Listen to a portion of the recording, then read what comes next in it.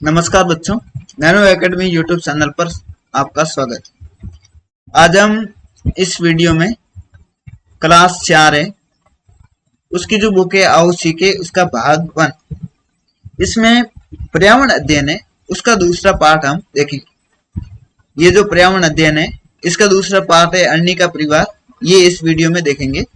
बाकी वीडियो है वो भी इस चैनल पर डाले हुए, हिंदी, इंग्लिश, गणित, तो आप इस YouTube चैनल के प्ले लिस्ट में जाकर वो वीडियो भी आप देख सकते हो।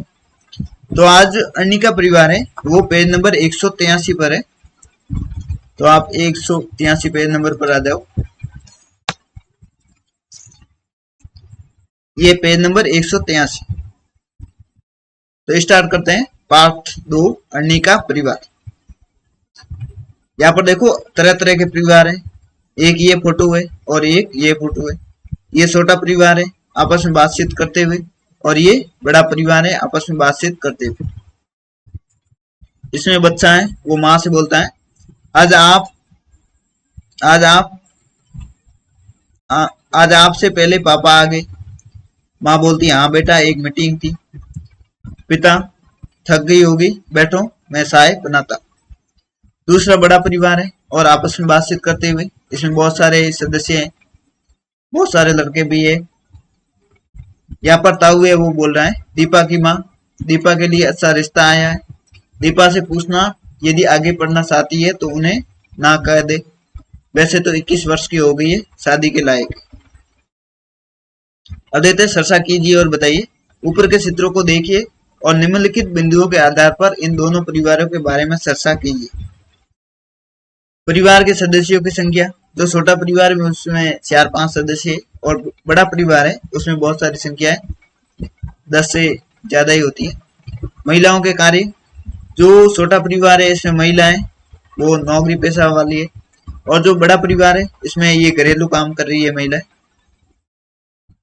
घर के कार्य में पुरुषों का योगदान, जो छोटा परिवार में उसमें तो पुरुषों का योगदान होता है, लेकिन जो बड़ा परिवार है उसमें घर के कार्यों में पुरुषों का योगदान है वो बिल्कुल कम होता है। पढ़ाई के महत्व के प्रति जागरूकता, तो छोटा परिवार है वो पढ़ाई पर ज्यादा ध्यान देते हैं, बड़ा परिवार थोड़ा कम देते हैं। परिवार में निर्णय लेने की भागीदारी, तो ये दोनों जगह ही समान ही होती है। पहले चित्र में आपने देखा कि परिवार में माता पिता व बच्चे हैं, ये एकल परिवार। कौन सा परिवार है? एकल परिवार, ये ध्यान रखना। जिसमें सिर्फ माता पिता और बच्चे होते हैं उसको बोलते हैं एकल परिवार। दूसरा चित्र है वो संयुक्त परिवार का है। संयुक्त में बहुत सारे सदस्य होते हैं, जिसमें दादा दादी, माता पिता, ताऊ ताई, काका व उनका परिवार सभी एक साथ रह रहे हैं। कभी कभी किसी परिवार में एक या दो सदस्य ही होते हैं। अब सोचिए और लिखिए, आपका परिवार इनमें से किस प्रकार का है? तो आपका परिवार है बच्चों वो, यदि एकल परिवार हो तो एकल परिवार लिखना है, और संयुक्त परिवार हो तो संयुक्त परिवार। आपके परिवार में कौन कौन लोग हैं? तो बच्चों आपके परिवार में कौन कौन रहते हैं? माता पिता, दादा दादी, ताऊ ताई, जो भी है तो वो आपको लिखना है। अपने आसपास देखिए और बताइए कि अधिकांश परिवार किस प्रकार के, यानी आपके आसपास जो भी घर है उसमें अधिकांश परिवार है वो किस प्रकार के, वो आपको लिखना है। आप किस प्रकार के परिवार में रहना पसंद करोगे? तो आप हैं वो ये संयुक्त परिवार में रहना पसंद करोगे या एकल परिवार में, वो आपको लिखना है।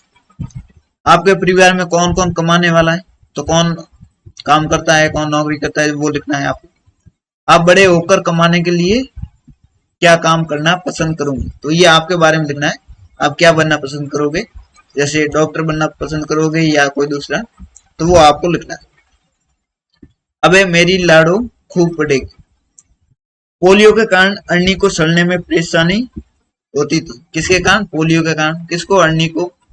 लेकिन वह चित्रकारी बहुत सुंदर करती थी। उसकी उमा दीदी ने उसे बहुत प्रोत्साहित किया। किसने? उमा दीदी। अब उसका चयन national institute of fine art, ये स्कूल होती है चित्रकारी के लिए, national institute of fine art, उसमें उसका चयन हो गया। अतः अब उसे पढ़ने के लिए कहाँ जाना है? मुंबई जाना है। आज तक उसके परिवार में कोई लड़की बाहर पढ़ने के लिए नहीं गई है, अतः दादाजी ने सुनते ही मना कर दिया कि लड़की है, चलने में परेशानी है। बाहर जाएगी तो कहाँ रहेगी, बहुत समस्या आएगी, ये अकेली समस्याओं से कैसे निपटेगी। लेकिन अर्नी के पिताजी चाहते थे कि मेरी लाडो खूब बढ़े। कौन चाहते थे? अर्नी के पिताजी। उमा दीदी ने अर्नी के दादाजी को समझाया कि वह एक हॉस्टल है वहां पर, जिसमें सभी लड़कियां ही रहती है और सुरक्षित है। उन्होंने डॉक्टर आंटी से भी उनकी बात करवाई, जो डॉक्टर आंटी थी कोई वहां पर गांव में, उससे भी बात करवाई दादाजी से। वह भी बाहर पढ़कर आई थी। आखिर अर्नी के दादाजी भी मान गए और सभी अर्नी के मुंबई जाने की तैयारी करने लगे। अर्नी खुश हो गई। उसने दादाजी, पिताजी और उमा दीदी का आशीर्वाद लिया। अब देखते हैं अर्नी यदि लड़का होता तो क्या दादाजी बाहर जाने से मना करते? तो लड़का होते तो दादाजी बाहर जाने से मना नहीं करते। अर्नी को बाहर पढ़ने नहीं भेजने के पीछे चिंता उचित थी या नहीं? तो उचित भी थी और नहीं भी थी। अर्नी क्या चाह रही थी? क्या उसे उसकी रुचि और इच्छा के बारे में पूछा जाना चाहिए था? तो अर्नी चित्रकारी चाहती थी, इसलिए उनकी रुचि चित्रकारी में थी, तो उसके बारे में उनसे पूछा जाना चाहिए था। आप किन किन अवसरों पर अपने से बड़ों का आशीर्वाद लेते हैं? तो ये आपके बारे में लिखना है। आपके परिवार में बड़े बुजुर्ग का सम्मान कैसे किया जाता है? तो आपके परिवार में बड़े बुजुर्ग है, उनका सम्मान कैसे किया जाता है वो लिखना है आपको। आपके घर में जब कोई बड़ा फैसला लेना होता है तो कौन तय करता है? आपके माताजी करती है, पिताजी या दादा दादी, जो भी फैसला करते हैं उनका आपको नाम लिखना है। घर में आपसे जुड़ी बातों पर, जैसे कौन से कपड़े, कौन से खिलौने आदि पर फैसला लेने से पहले क्या आपकी राय ली जाती है? तो आप कौन से कपड़े पहनोगे, कौन से खिलौने लोगे, तो इससे आपकी राय ली जाती है या नहीं ली जाती है वो लिखना है। आना। क्या आपकी माँ कभी कभी आपसे पूछती है कि आज खाने में क्या बनाऊं? आपकी माँ है, वो कभी आपको पूछती है कि नहीं पूछती है कि आज खाने में क्या बनाऊं? यदि पूछती है तो हाँ लिखना है, नहीं पूछती है तो नहीं। आपके घर गांव से भी लोग कई कारणों से अन्य जगहों पर चले गए होंगे। तो आपके घर या गांव से लोग हैं, वो कई कारणों से, जैसे काम करने के लिए भी बाहर चले गए होंगे। घर से किसी चले जाने से क्या क्या बदलाव होते हैं तो वो आपको लिखना है। घर से किसी के चले जाने पर क्या क्या बदलाव होते हैं, जैसे घर से कोई पुरुष सदस्य बाहर चला गया है तो बाकी काम है वो महिला को देखने होते हैं, तो ये बदलाव होते हैं, तो ये लिखना है। चर्चा कीजिए और बताइए आपकी राय में फैसला लेने का सही तरीका क्या होना चाहिए। बड़े फैसला ले और बाकी सब माने, सभी की राय ले और फिर फैसला ले, या कोई और? तो इसमें ये होगा सभी की राय ले और फिर फैसला ले, तो ये सही है। बाकी बड़े फैसला ले, ये भी सही है। वक्त के साथ बदलना होगा। एक दिन अन्नी की दादी उससे बोली, बेटा तुम बाहर तो जा रही हो, लेकिन वहां न जाने कौन खाना बनाएगा और कैसा बनाएगा। तू अपना खाना खुद बनाकर खाना। कौन को बोल रही है? अन्नी की दादी। अन्नी बोली, दादी मैं वहां पढ़ने जा रही हूँ, खुद खाना बनाऊं, इतना समय कहाँ होगा। हॉस्टल में शुद्ध और अच्छा खाना मिलता है।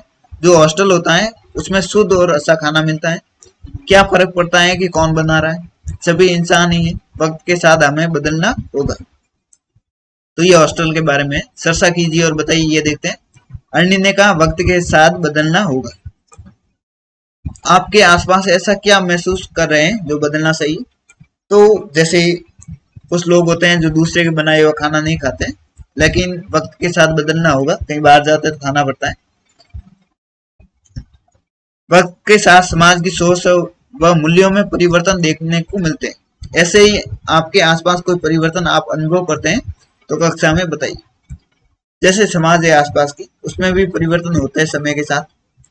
जैसे पहले पढ़ाई पर कम ध्यान देते थे, अब ज्यादा ध्यान देते हैं, तो ये परिवर्तन है। तो ये आपको कक्षा में बताना है। हमने क्या क्या सीखा इसमें। छोटे परिवार एकल परिवार होते हैं, तो ये पढ़ा हमने एकल परिवार। संयुक्त परिवार में दादा, काका, ताऊ आदि सदस्य साथ साथ रहते हैं। बेटियां को भी पढ़ाना चाहिए, बेटियां हैं उसको भी पढ़ाना चाहिए, उन्हें भी आगे बढ़ने का मौका देना चाहिए। परिवार के बड़े बुजुर्ग है उनका सम्मान करना चाहिए। समय के साथ हमें सोच में बदलाव करना चाहिए। अब जाना समझा। अब आपको बताना है कि परिवार में महत्वपूर्ण निर्णय वो किसको और कैसे लेने चाहिए और क्यों। तो जो बड़े सदस्य है वो सबकी राय लेके उनका निर्णय लेना चाहिए। संयुक्त परिवार व एकल परिवार के फायदे लिखिए। संयुक्त परिवार है तो इसमें पढ़ाई पर ज्यादा ध्यान दे पाते हैं, सभी नौकरी पेशा वाले होते हैं।